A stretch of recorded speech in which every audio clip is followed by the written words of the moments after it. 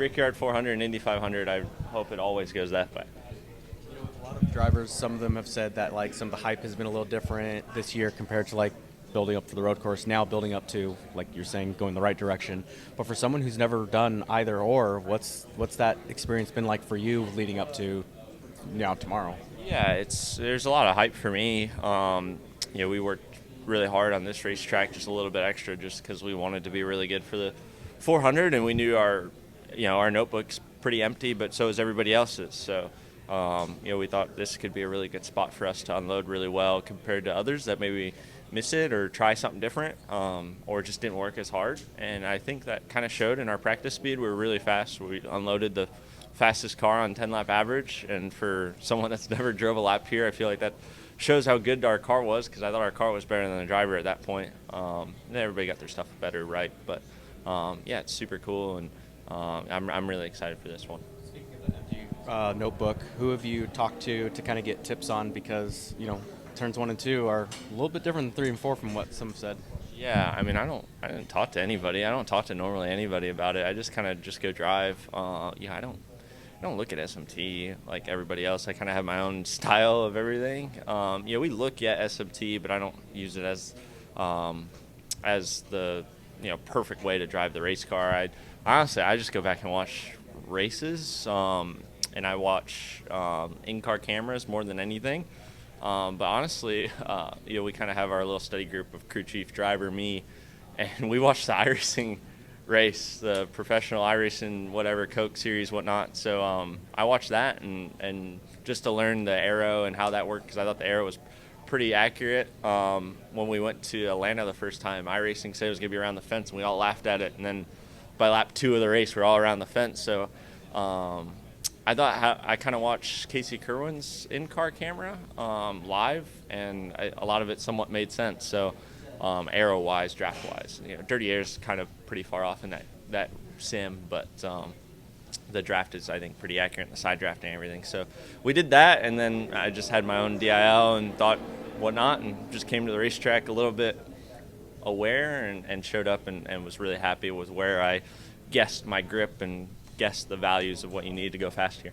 This place is pretty treacherous. You get out of the groove. The test was really treacherous because there's only 3 of us here. So, but it's relatively close. I feel like the speeds are a little more faster here than right now. Anything special about racing? Super cool. Yeah. I was here for both of Kyle's wins in 15 and 16, I think. And so that was cool to now become racing this track. It's got a lot of history, and it's super special to drive on. How have you had to adjust to the oval? It's just a whole different racetrack than the road course, and it's just another roll. I feel like it's somewhat similar to Pocono, just long straightaways, get off the corners good, don't overrun your entries, so pretty similar. Any concerns engine-wise? Seems like there's been a few different. I don't know if they've been the same. The alternator issues a couple weeks ago. Gibbs a couple of Gibbs cars. Yours yesterday. Last week. Yeah, I don't really have any worries. I feel like Toyota will be on top of getting whatever was fixed, and they've been very, very good on getting back to work quick and always grinding and always be better. So like get there. Xfinity engines, we definitely need to get those better. That's for sure. How much attention do you pay to the standings and kind of where everything is at? You're not in the bubble per se, but you're not entirely safe yet. I don't really look at it too much. I'm like, I played smart. If I try to play it smart, but if I just go win, it takes care of everything. So this is the way I look at it. So I know is Christian, you guys talked about how you approach tomorrow, like in terms of track position, like you go out for the win or just we're gonna go figure it out here. Track position's important, and qualifying is gonna be super important. So hopefully we can go and execute on that. Yeah. Somewhere around lunchtime on the day, and aside from just a personal feeling of enjoying the PJ1, that 3-foot strip on the bottom, I've always felt like since doing that several years back now, enjoyed the racing, enjoyed what it's done for the racetrack. It opened up a lane that's been a good passing lane, but the PJ1 seems to actually wear out through the event versus the resin does not seem to in the same way. So I thought that was good. It seemed like our tire wear got better through there. It's still high, which isn't a bad thing ultimately, right? I mean, it's 20, 30 laps, and we can't make any difference by trying to run 70% or 100%. Then it's high, but ultimately tire wear is what we're asking for, right? It's a great thing. So and we're still, even with it as high as it was last go, we had warning that something was happening, and you knew it was down to cords. We had complete tire failure, which ultimately just teams trying to stay out longer, trying just to all the way to the end. So, I think the tires seemed like we left there better, but still going to be a factor from what I can tell. Again, that's what you want. Yeah. I mean, it's again the first go, the spring race there. It's a little on the high side, but to some extent of that, trying to find a middle ground is a great thing, I think. This could be a potential strategy race. Last week was, for a while, it looked like you were in a great spot, and then caution comes out. It kind of throws you out. How tough is that, especially when you're in the position you are in the playoff scene? Yeah, the team did a really good job.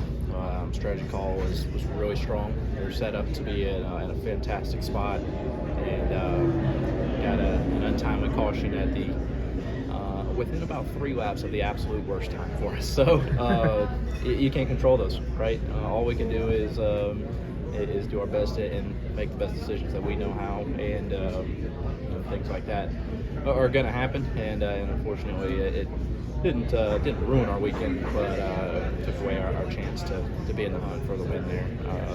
We were just on a cycle that required us to put in more fuel at that point, and we didn't get a chance to see it fully play out to where it would have put us back on equal ground to set up for the finish. So it's certainly on our minds that this can be very much of the same. Basically, we're looking at qualifying today being as important as ever. I'd say passing is going to be extremely difficult here. Pocono was hard, but here it's almost like you have turn 2 at Pocono every corner, which was the hardest corner to pass at Pocono. So it's going to be very tricky as we get into tomorrow. We'll watch the Xfinity race, knowing that they're on a very different package this go around. So we're probably not going to pick up on as much as we would, but I mean, there's a lot of things that we're predicting, and again, we're going to full strategy, and we've got a really fast cash flow edge Mustang right now. Practice was really strong yesterday. What a great qualifying. Speed sets us up to make better decisions or more brave decisions as well. With the way you guys closed out the regular season last year, is that in the back of your mind at all as you kind of enter this final stretch this year? Not really.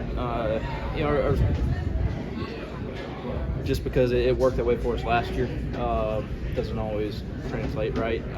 I'll say we have great tracks coming up for us, but also it hasn't been one of those years where we felt like we haven't been competitive and then just really picked up in the summer like we did last year. We weren't where we needed to be for 8 or 10 races at the beginning of the year. That's not our case this year. We've been very good at a lot of places. It's just we got to close the deal, and we've been very close at a lot of different times throughout the season so far. A lot of different styles of racetracks. So for us, it's just it's that last 5. Like we're right there. We're at a hunt where we've led at a lot of different races throughout this year. We've been in contention to win a handful of them. So for us, it's a lot of good racetracks coming up, but they've all been good racetracks for us this year, with a very small exception. With the announcement that the Haas Factor team will be forming an alliance with RFK for next year, have you guys already started chatting with them, talking with them in preparation for 2025? No, not from my seat anyway.